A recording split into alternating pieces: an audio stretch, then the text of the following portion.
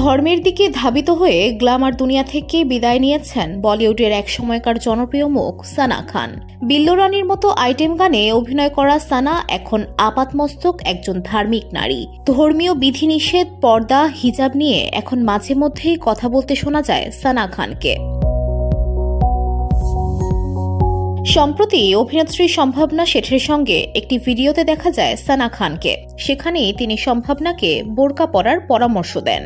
জানা যায় একটি ভিডিও সামনে এসেছে সাজঘরের, সেখানে রূপটানে ব্যস্ত সম্ভাবনা, পরনে তার কুর্তি ও লেগিংস। সানা পরছেন বোরকা।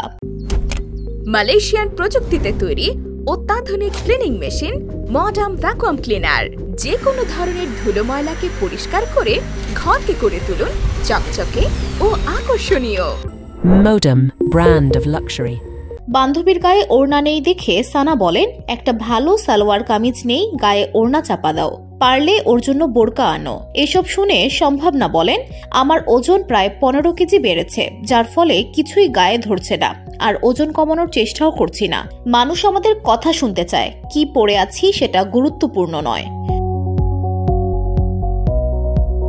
দুই তারকার এই আলোচনার ভিডিও নেট দুনিয়াতেও ছড়িয়ে পড়েছে, যেখানে অনেকেই সানার সঙ্গে একমত হয়েছেন, আবার কেউ কেউ পোশাককে নিজের ব্যক্তিগত স্বাধীনতা বলে মন্তব্য করেছেন।